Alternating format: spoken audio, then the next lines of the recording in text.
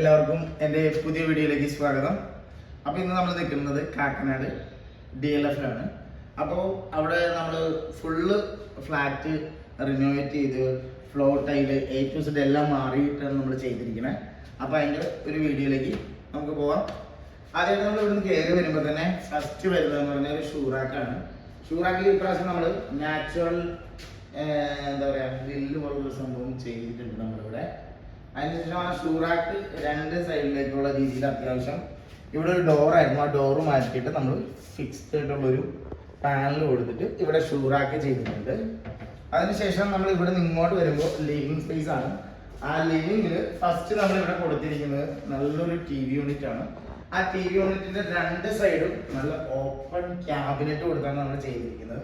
Open ക്യാബിനറ്റും അതിന്റെ പുറകിലായിട്ട് PVC louvres നല്ല ഭംഗിയുള്ള രീതിയിലുള്ള 3 ഹാൻഡിൽസ് കൊടുത്തിട്ടുള്ള 3 ഡോർസുമാണ് ഇവിടെ കൊടുത്തിരിക്കുന്നത്. അതിനുശേഷം ഇങ്ങോട്ട് വരുമ്പോഴത്തേക്ക് ഇതൊരു പണ്ട് സർവന്റിന്റെ റൂമും സർവന്റ് ബാത്റൂമും കൂടിയായിരുന്നു. അത് നമ്മൾ മാറ്റിയിട്ട് ഫുൾ ഒരു ബുക്ക് ഷെൽഫ് ഇവിടെ ഓപ്പൺ യൂണിറ്റ് ഒക്കെ കൊടുത്തിട്ട് ഇവിടെ ഒരു സ്ലൈഡിങ് ഡോറൊക്കെ കൊടുത്ത് നമ്മളിവിടെ ചെയ്തിരിക്കുന്നത്. അപ്പോൾ ഒരു നല്ലൊരു സർവന്റ് റൂം നല്ലൊരു സ്റ്റഡി ഏരിയ ആക്കി മാറ്റിയിട്ടുണ്ട് നമ്മൾ.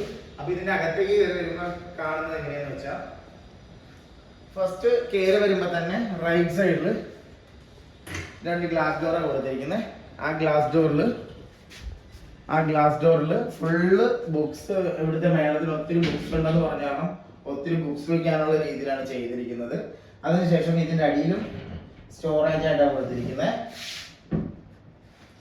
ഈ കാണുന്നത് ഫുള്ള് നമ്മൾ കൊടുത്തിരിക്കുന്ന ഗ്ലാസ് എന്ന് പറഞ്ഞാൽ ഫ്ലൂട്ടഡ് ഗ്ലാസ് എന്ന് പറയും. ആ ഫ്ലൂട്ടഡ് ഗ്ലാസ് ആണ് നമ്മളിവിടെ കൊടുത്തിരിക്കുന്നത്. പിന്നെ അതുപോലെ തന്നെ ഈ ഡോർ ഓപ്പൺ ചെയ്ത് കഴിയുമ്പോൾ ഇവിടെ പ്രിന്റർ വെക്കാൻ വേണ്ടി നമ്മൾ ചെയ്തിട്ടുണ്ട്. ആ പ്രിന്റർ വെക്കാനായിട്ടുള്ള ഒരു പുള്ളോട്ടുള്ള രീതിയിലാണ് കൊടുത്തിരിക്കുന്നത്. പിന്നെ പ്രിന്റർ നമുക്ക് പുള്ള് ചെയ്ത് പുറത്തേക്ക് വരുത്തിയതിന് ശേഷം നമുക്ക് പ്രിന്റ് എടുക്കാവുന്ന രീതിയിലാണ് നമ്മൾ ചെയ്ത് കൊടുക്കുന്നത്. ഇത്രയാണ് ഈ ബുക്ക് ഷെൽഫിന്റെ വരുന്ന കാര്യങ്ങളൊക്കെ. അവിടെ നിന്ന് നമ്മൾ ഇങ്ങോട്ട് വരുമ്പോൾ നിങ്ങൾക്ക് എല്ലാവർക്കും എന്താ പറയുക ഭയങ്കര ഉപകാരപ്പെടുന്നതാണ്.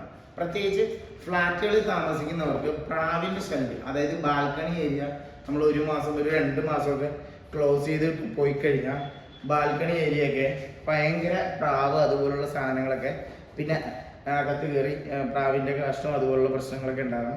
അതിനൊരു വലിയൊരു സൊല്യൂഷനായിട്ടാണ് ഈ പ്രശ്നം നമ്മൾ വന്നിരിക്കുന്നത്. ഇത് ഇൻവിസിബിൾ റാക്ക് എന്ന് പറയും.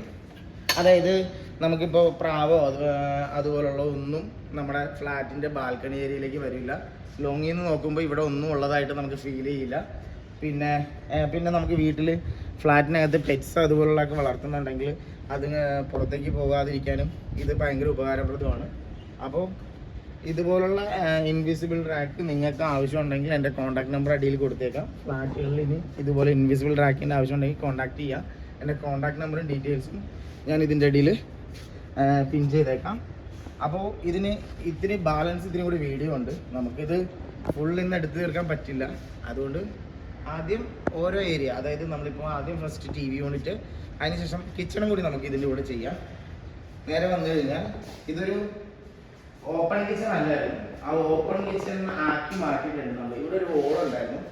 ആ വോള് നമ്മൾ ടോട്ടലി പൊട്ടിച്ച് മാറ്റിയിട്ട് നല്ലൊരു ബ്യൂട്ടിഫുൾ ആയിട്ടുള്ള വൈറ്റ് തീമിലുള്ള കിച്ചണാണ് നമ്മൾ ചെയ്തിരിക്കുന്നത്. ഒരു വുഡ് ഗ്രെയിൻസ് ആയിരുന്നു ടോട്ടൽ ഇതിന്റെ ഒരു ഫീൽ. ആ ഫീല് മാറ്റിയിട്ട് ഇവിടെ കിച്ചണിൽ ഫുള്ള് നമ്മൾ വൈറ്റ് കയറ്റിയപ്പോഴത്തേക്ക് ഫുൾ ഒരു ബ്രൈറ്റ്നെസ് ഫീൽ ചെയ്യുന്നുണ്ട്. താഴെ അടിയിൽ നാച്ചുറൽ വുഡിന്റെ തന്നെ വരുന്ന മെറീനോടെ വാൾനട്ട് ബ്രോൺസ് എന്ന് പറയുന്ന ലാമിനേറ്റ് ആണ് നമ്മളിവിടെ കൊടുത്തിരിക്കുന്നത്. ഹാൻഡിൽസ് റോസ് ഗോൾഡ് ആണ് കൊടുത്തിരിക്കുന്നത്. ഹെഡ്റ്റിഷിന്റെ സോഫ്റ്റ് ക്ലോസ് ഇഞ്ചസ് ആണ് ഇതിൽ മുകളിൽ ഉപയോഗിച്ചിരിക്കുന്നത്. അതിനുശേഷം ഇവിടെ നിന്നാണ് നമ്മൾ സ്റ്റാർട്ട് ചെയ്യുന്നത്. ഇവിടെ ഒരു സ്റ്റൗവിന്റെ ലെഫ്റ്റ് സൈഡ് ഒരു ലിഫ്റ്റഡ് ഷട്ടേഴ്സ് ആണ് കൊടുത്തിരിക്കുന്നത്. അതിനുശേഷം ഇത് ഫാബർ കാരിസലിന്റെ ചിമ്മിനിയാണ്.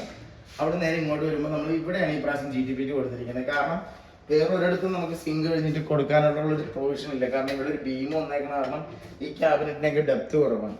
അതുകൊണ്ട് ഈ പ്രാവശ്യം GTP നമ്മൾ കൊടുത്തിരിക്കുന്നത് ഇവിടെയാണ്.